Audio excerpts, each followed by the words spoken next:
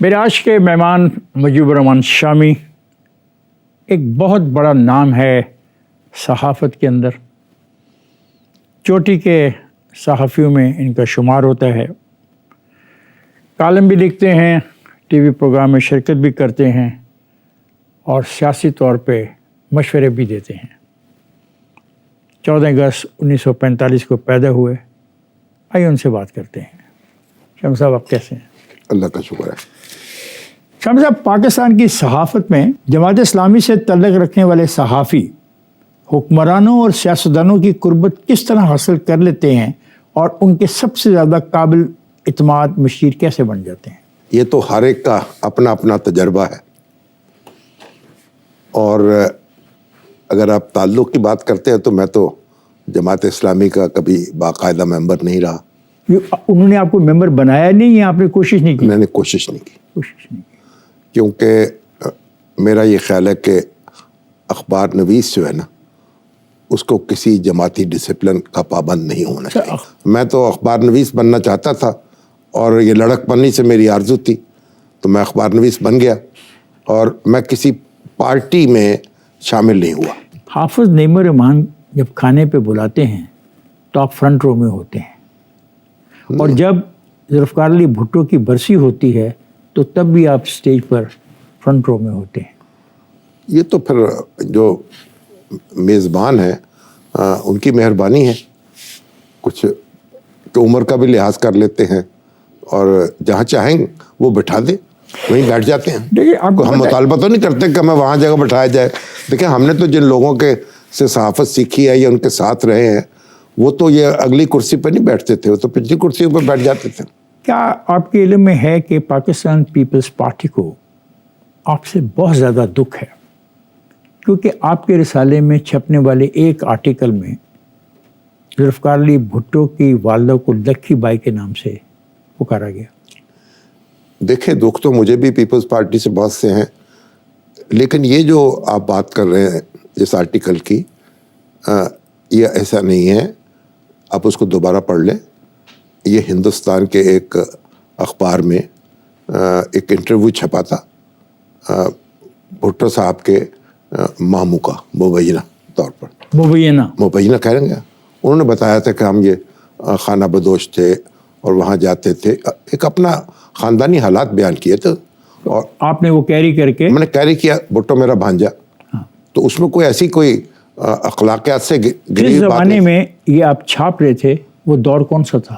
وہ دور وہ تھا جب یعنی یہ جنگ جو تھی عروج پہ تھی اسلام کی اور سوشلزم کی, اور پیپلز پارٹی کے خلاف ایک بڑا محاذ بنا ہوا تھا جو دائیں بازو کی جماعتوں کا. کیا یہ اس وقت چھاپنا مناسب تھا؟ آج اگر میں آپ سے سوال کروں, میں آپ سے عرض کروں نا, جب اس کے اوپر اعتراض ہوا اور تو ہم نے خود اس پہ معذرت طلب کر لی. افسوس ہے یہ نہیں؟ ہاں, مجھے افسوس ہے. ٹھیک ہے, اس کا افسوس میں نے اسی وقت اظہار کر دیا. آگے چلتے ہیں. اسی وقت آگے چلتے ہیں. افغان جنگ میں آپ نے قوم کے مذہبی جذبات کو منفی انداز میں استعمال کیا, جس کی بنا پر پچھلے 40 سال سے ہم دہشت گردی کا نشانہ بن رہے ہیں. تاحال اس کا کوئی حل نظر نہیں آتا.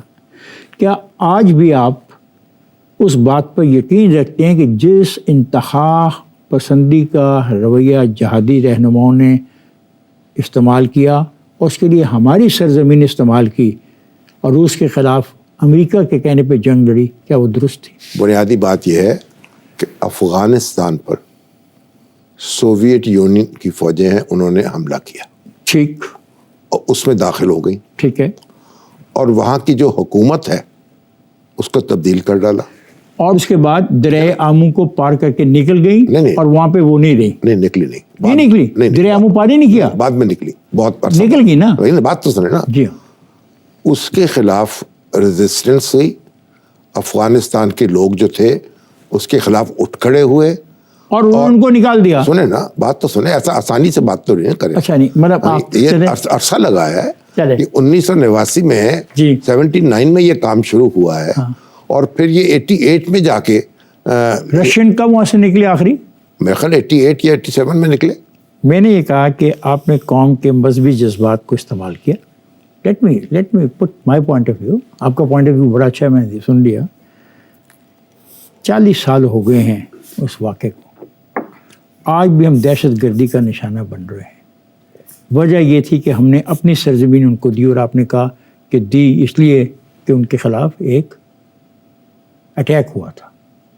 سر وہ تو چلے گئے، دریا آمو کو پار کر گئے۔ میرا یہ سوال ہے کہ دریا آمو کو پار کرنے کے بعد آج تک 2024 تک ہم اس واقعے کو بھگت رہے ہیں، آپ تو اس کے بارے میں کیا کہتے ہیں؟ بدقسمتی سے وہاں جو مجاہدین جو تھے وہ آپس میں لڑ پڑے۔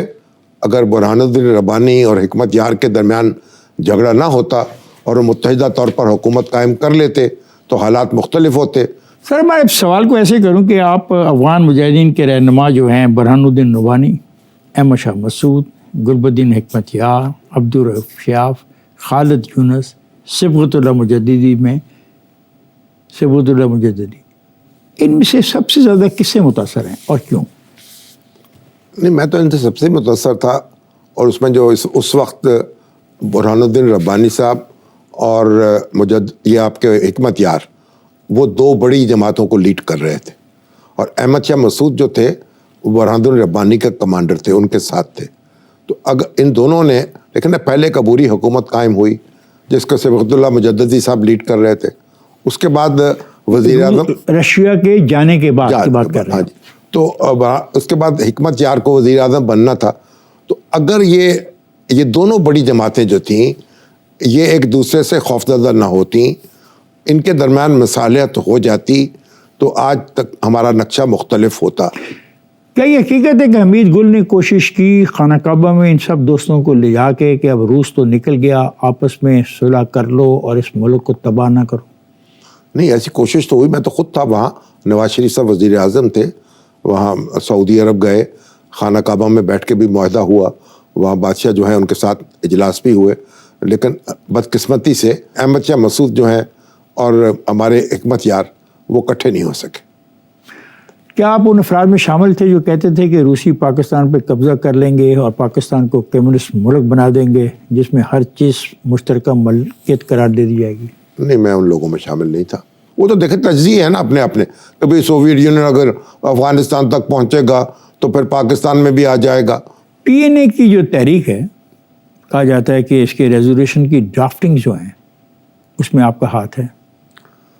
نہیں، میں یہ نہیں کہہ سکتا، ہو سکتا ہے کچھ نہ کچھ کہیں نہ کہیں معاونت کی ہو، لیکن PNA کے اندر دوسرے لوگ بھی تھے جو اس کی ڈرافٹنگ کرتے تھے، اور یعنی خود جو ہیں پروفیسر عبدالغفور صاحب ہیں یا رفیق باجوہ صاحب ہیں یا ہمارے مولانا مفتی محمود ہیں، نوازا انصر اللہ خان ہیں، وہ خود بھی ڈرافٹ کر سکتے تھے۔ میں نے ہو سکتا ہے کوئی ایک آدھ ریزولوشن کہیں کو ڈرافٹ کر دیا۔